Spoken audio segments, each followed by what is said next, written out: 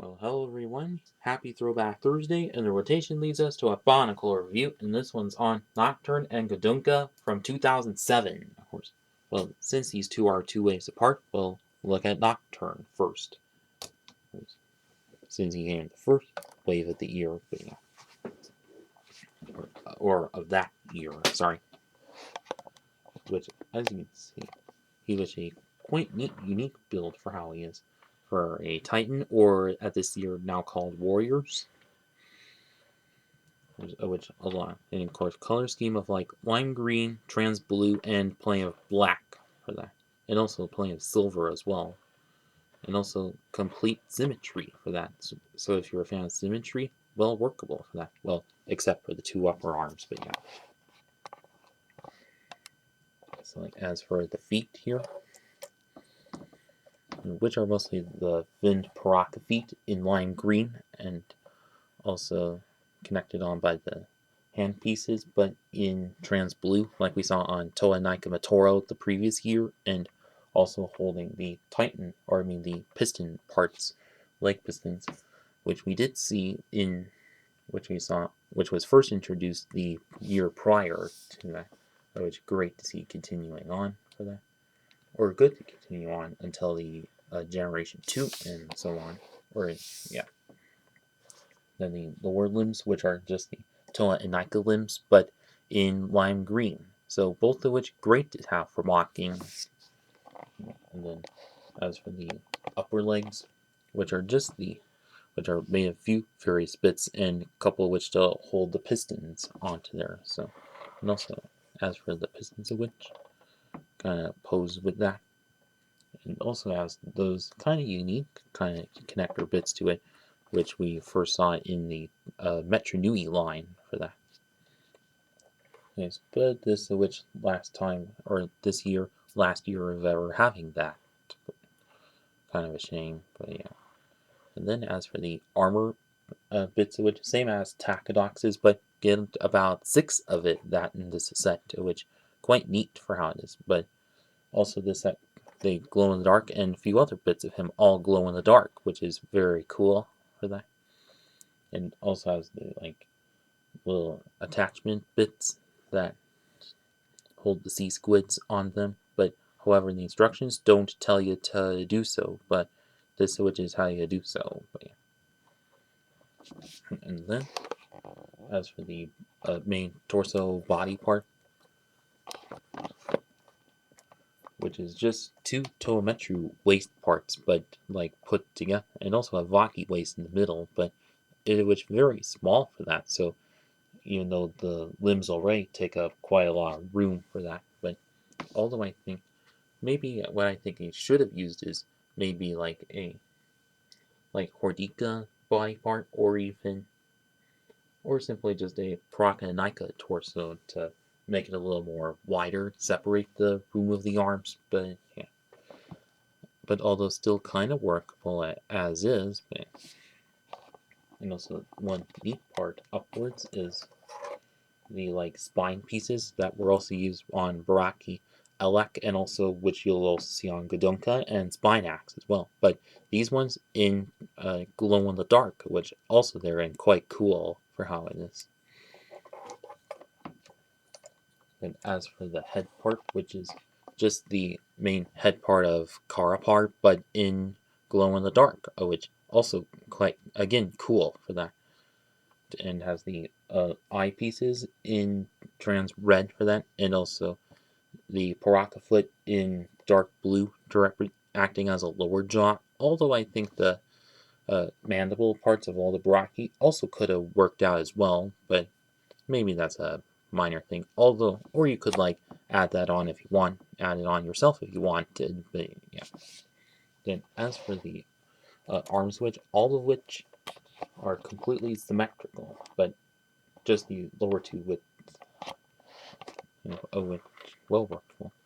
I see same armor pieces, and also the lower arm piece in, or the Toametru limbs in lime green. Great to have for mocking, which also got used on Vastus in the 2009 Glatorian Legends line for that. And then going out to the handpiece, and also to the Ericatons that Liwanuva introduced back in 2002. And as for the upper arms, which are asymmetrical, one of which with the squid launcher and other which with Kalma's tentacle piece, but in silver, which great to use for mocking if you want to. And then also eventually came in black on the play sets, but yeah. And also in other colors and other themes, but yeah. Then the backside, which is just the continuation of the spines that there are. And then very little bit going on there. And I guess that is about it with, oh, and also should show the squid launcher as well. Put that in,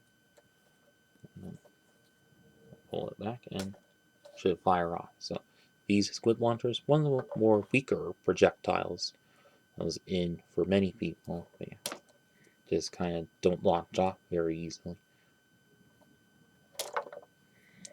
And it just falls right down right away. So Billy's the Korak blasters and the other launchers. Oh wait, there's a good one. Well, some of the launchers the following years kind of got better for that.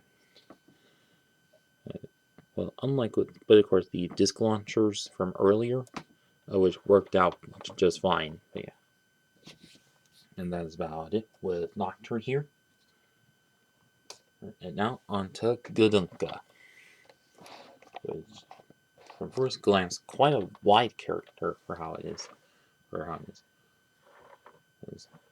So I guess making it one of the widest sets that are in since, but also kind of takes up quite a bit of room for that. But however, and also quite short for how it is, or how he is. And the color scheme consisting of like a dark blue and regular blue and black and silver, with all flowing well together. So like as for the feet here, which are just the traditional finned Paraka feet, but in silver, which like we see on Hydraxon, and then also has the Vacuum in dark blue, and of course the what's it called, like piston piece as well, since they were the most useful thing at this time. And then as for the lower upper arms, legs of which are just various Technit bits with two connectors onwards, and then also a Toa Inika armor piece in the front for that. Although it would be nice if it was like, unless it used the ones that Toa Inika Holly had the year prior with the white kind of mixed in, but maybe that's just me. Well, just a thing, I say. And also an extra limb part holding it together, or just for extra stabilization, which kind of always a good thing, which was also used on Takanuva, Mystica, and Tuma the following 2 years, and also Makuta Ikarax as well, but with using the Hordika headpiece to the leg as well. And then as for the body part, which if I move the head upwards, which is made of actually 3 total Toa Inika body pieces and a Metromatoran body torso piece, or torso armor piece onto there. So it's quite a unique build that it is. Just for that, of how like 3 torso pieces all together for that. It also do have the 2 sea squids for his squid launcher as well, and also holding the arms, which are the Tohordika lower arm pieces, but in bright blue. Great to use for mocking, and also great to have in general. But yeah. As for the arms here, which are mostly just there's the Viscerac limbs, and also with the with Baraki Kalma armor piece, but in silver, which was also used on a few other sets as well. And then the Vaki limb in dark blue, and then ending off with the claw-like hands. which are just 3 little bits to it, and with 2 posable fingers for that, which is quite cool for how it is. But yeah, and the other one armor, which kind of the same, but just with a squid launcher put onto it, since had to put the launcher on him somehow. But yeah. Then as for the head part, which is attached to by the 2 Viscerac limbs in brightish blue for that. Then as for the whole head part, which is large part of which all, or the large head part, almost like all the Baraki's ones, but however, but in glow in the dark, like Nocturn and Tacadox did. But instead of having the new eyeball pieces in there, instead use the Borak eye tooth pieces, which kind of a way to reuse pieces, which quite clever for that. But you can like, and also the teeth of which made of just Rocky LX spine parts, but in silver for that, which Spinax also has. But yeah, you can, and the lower jaw, which is mostly Toamata arm pieces, and a Technic beam holding Paraka Hakan and Antraz's foot piece, but used as a tongue and lower, and also lower part of the mouth. So that way it's more complete for that. And then as for the rest of the head part, which just these D-shaped bar pieces and a long rod and Hordika necks holding it all together. But however, all looking quite neat, quite cool for how it is. And so now on to the final verdict.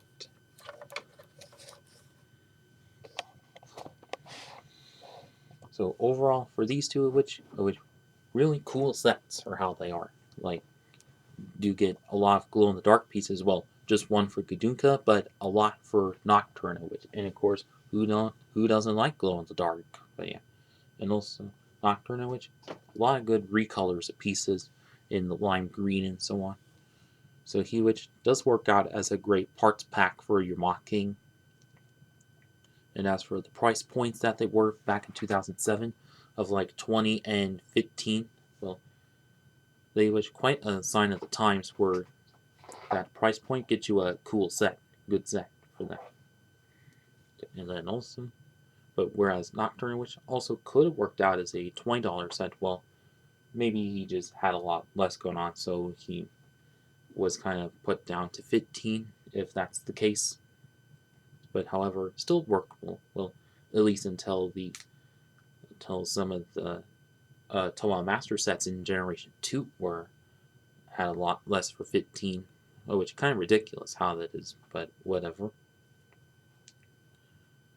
And whereas Gadunkah, which is kind of a wide set for that, making it, which kind of takes up a bit of room, but at least unless we can work around it, but still great to have around. Yeah. And of course, it's good to have a lot of dark blue contained in Gadunkah, which also nice for your mocks again. But yeah. And so now, if you still have these sets from back in the day, well, I have had some great memories of them. And for those of you who haven't and are still looking to get these sets, I'd say definitely pick them up. eBay, Bricklink, Mercari, or Bricks and Minifigs, whatever. And that is it with this video. Please like, comment, share, and subscribe. Thank you for watching.